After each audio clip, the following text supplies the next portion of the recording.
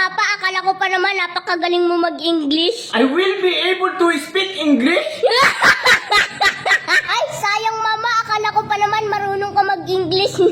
Ako, mapapag-English mo? Never!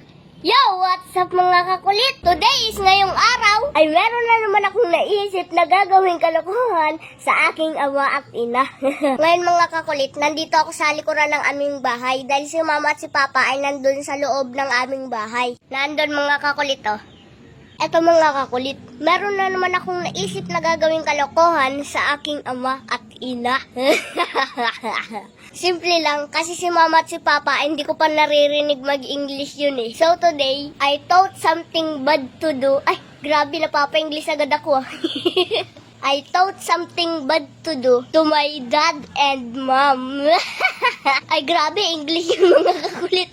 So mga kakulit, kahit hindi marunong mag-English si Mama at si Papa, dito sa gagawin kong ito, sigurado, mapapa-English talaga sila.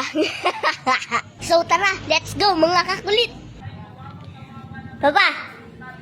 Wow, pogi ah. Hindi, joke lang, baka magalit ka. Yan.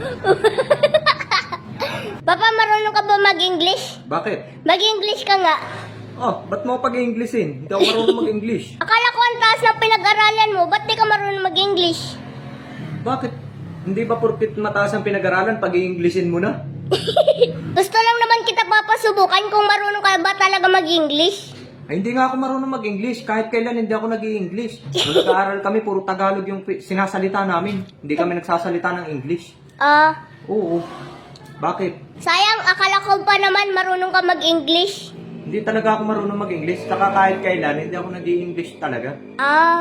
Ay, sayang naman Papa, akala ko pa naman napakagaling mo mag-English. I will be able to speak English?